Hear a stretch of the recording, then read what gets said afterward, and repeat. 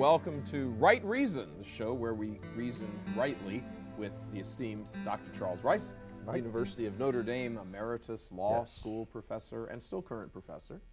That's true. I'm still teaching there. You know what emeritus means? E means out of it. Meritus means deservedly. Oh, I don't think that's true in your case.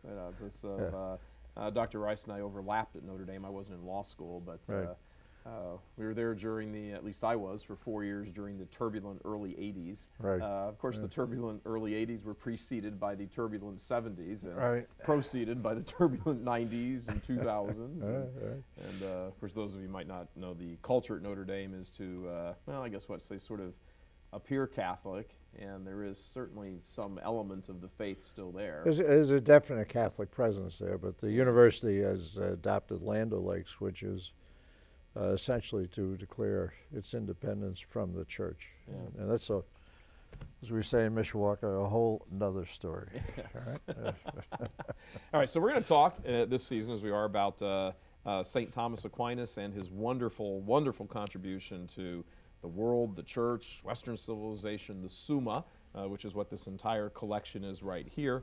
Very briefly, the Summa is essentially kind of a treatise on things spiritual, where he gets into eventually, essentially everything: creation, God, morals, virtues, vices. Right, it's faith and reason. And as I mentioned before, what he did was to assemble the hardest questions that his students asked him, combined with questions that he put to them.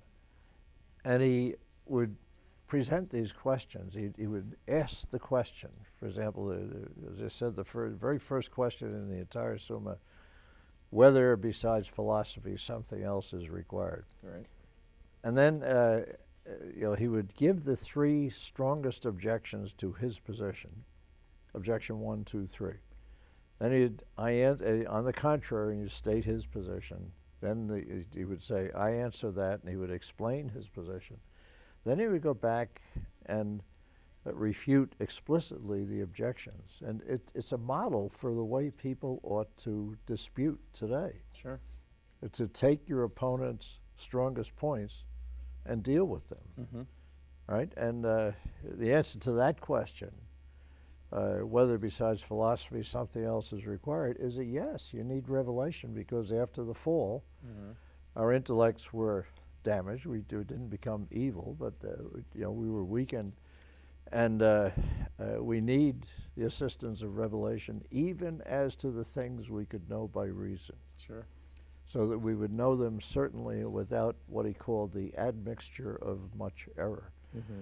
And so it's a treatise on faith and reason. Mm-hmm. To what end?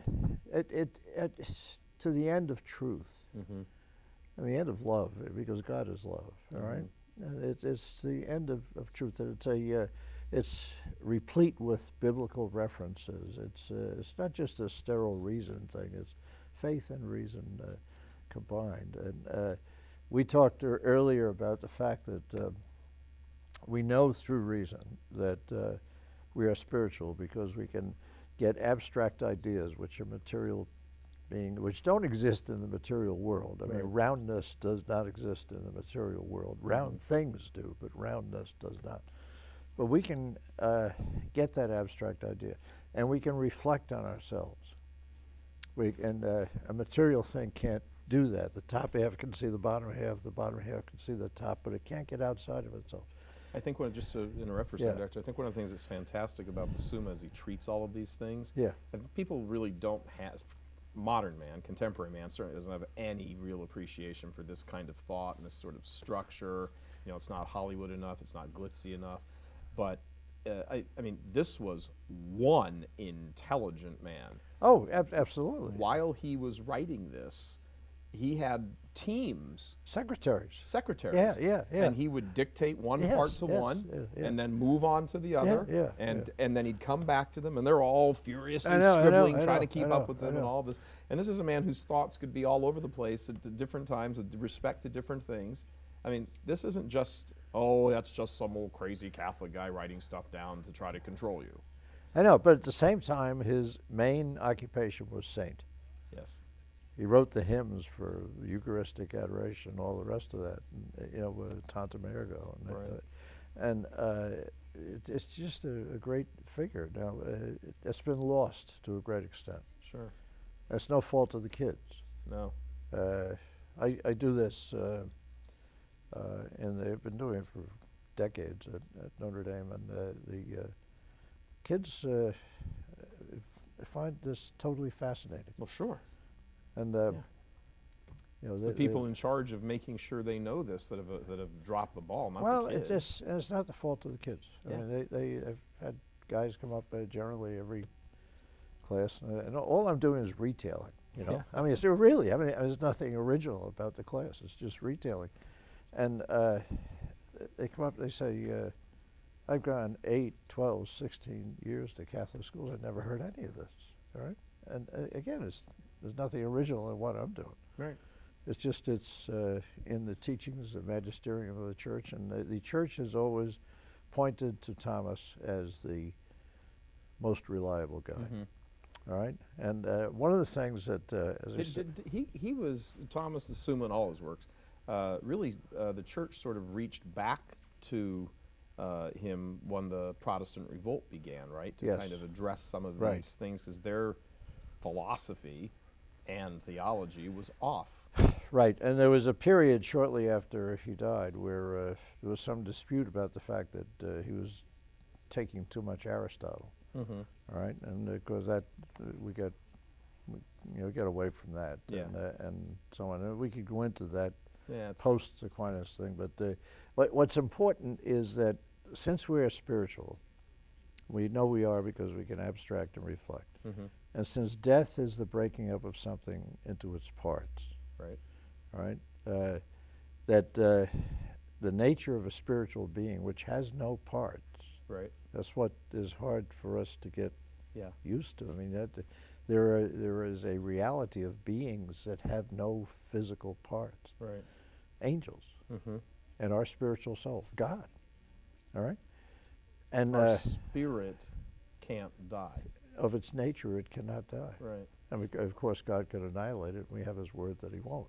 But it can't undergo death. That's correct. Right. But we can undergo death, which is the breaking up of our body and soul. Right. Our material Separation. and our immaterial. That's correct. And Right. the spiritual soul, because it has no parts, is immortal. That means that the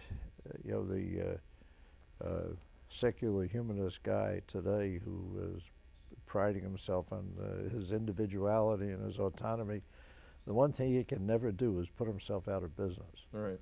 He can't put himself out of existence. Right. He can end this earthly part of life, but that's not. It's that's not exactly existence. Right. That's exactly right. But at the Right. same time, we get into the legal business. What's the basis for transcendent rights against the state?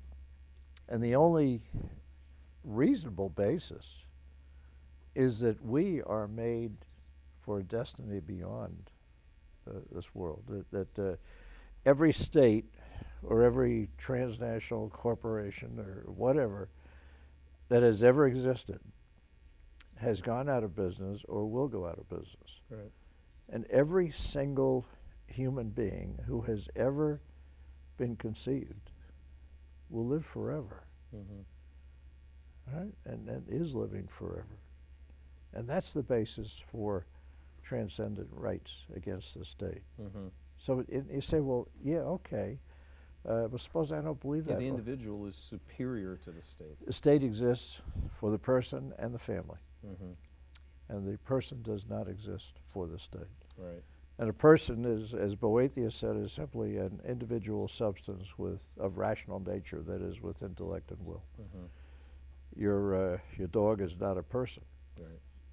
I like to call them little people in fur coats, but they're not really. All right. With The 4 dog's legs. yeah, the dog is not a person, but you're a person, and your intellect and your will are faculties of your spiritual soul, Mm-hmm. and you're going to live forever. Well, what happens to us after we die? All right. We know that at the end of time, we know this through Revelation. At the end of time, the last judgment, your body will be reunited with your soul. And St. Thomas says, it will be your body in all of its perfection. There's been speculation it will be 30 years of age or whatever it is, but in all of its perfection. Why? Why would it have to be in its perfection? Because it's because you are saved, and there are four things about heaven that you find throughout the Summa. One is the immediate vision, the immediate presence of God. Mm-hmm. All right, and the second is the satisfaction of all desires. Mm-hmm. Every desire you could have, we are compounds, and the reason why your body is reunited to your soul at the Last Judgment is that, in the nature of things, we require our soul and body together to be perfectly happy. That's how we're made. Yes, yes, and in a sense, the perfect happiness of the soul before the Last Judgment and the resurrection of the body is kind of a miracle. Mm-hmm. All right? And we know that by faith. Yeah. So you have the immediate presence of God. You have the satisfaction of all desires. What does that mean? As a little kid asked the Jesuit, he said, well, I had my dog in heaven. And his answer was perfect. He said, if you want your dog in heaven, you will have your dog in heaven. Yeah. All right? Now, I don't know what the answer to that is. All right? I kind of think, yeah, you got to have your dog in heaven. I mean, they have trees in heaven. Why would they have trees if they didn't have dogs? Right? So, but you have the immediate presence of God. You have the satisfaction of all desires. The third thing is you have the company of the blessed. Yeah. You have the company of all the good guys who have ever existed. And think about that for a second. You get to sit around and whatever, have a cup of tea with Moses. Well, you don't eat. You don't need. Wait a minute. Okay. Yeah, get ahead. And the fourth thing, immediate presence of God, satisfaction of all desires, company of the blessed, is the assurance, the certainty that it will never end. Yeah. I mean, we're having a good time and something down here, but always lurking in the background is that this isn't going to last Time forever. to go, got to go. Yeah, right, yep. right. Yep. So those are the things, and the human person is created by God, as Benedict said in his first encyclical, is created by God out of love. God is love. Mm-hmm. And the human person is created to be with God, and the light, and to share in the life of the Trinity. And this is, it's consistent with reason, but you know it by revelation. Mm-hmm. And the life of the Trinity is a life of love. Sure. The three persons of the Trinity, the Father and the Son and the Holy Spirit. And we are made for that. And the question is, how do you get there? Yeah. All right? And you have to love God. You have to love, all right? And you do it through the love of God and and the love of your neighbor. And it's actually the gift of yourself. And you do all these things, and it's possible to reject it. Do you think that people don't think in these terms today because, well, why do you think they don't? It's clear they don't. You know, think of they look at the chaos of the culture. Do they just not think in terms of immortality based on merit, based on what you've chosen, or is it just like, we're all dying, going to heaven, and it's just kind of like Earth, except it's in the clouds? Well, it's what Benedict said. When he first became Pope, before he became Pope, mm-hmm. the Mass before he became Pope, he talked about the dictatorship of relativism. Mm-hmm. And the dictatorship of relativism is based on what he described at Regensburg as the restriction of reason to the empirical. Yes. That our culture regards scientific knowledge as the only form of knowledge. We can't know anything unless it is scientifically demonstrable. That's not true. Yeah, and that's a secondary form of knowledge. Well, because you can't demonstrate that scientifically. Right. All right? Yeah. And I think one of the reasons why these things are not understood is because we have in our culture the idea that reason can only reach the empirical. And the conclusion from that is that any statements about God or about objective morality are therefore non-rational and emotion. Right. Jeremy Bentham said all this religion and morality stuff is feeling, sentiment. And that's why people check out of it. And it's a huge fallacy. And the best antidote is right there. There it is. The teaching of the church, incorporating St. Thomas, teaching of the church is actually not the teaching of a philosophy. It's correct, right? It's the teaching of Christ. And that's what Thomas was all about. Yeah. He was primarily saint. Yes. All right? And now is the doctor, the angelic doctor. That's correct. The angelic doctor. And speaking of angelic doctors, Dr. Rice, Yeah, right. who is wearing an angelic sweater. I have a sweater That's just right. like that. That's right, you do, yeah.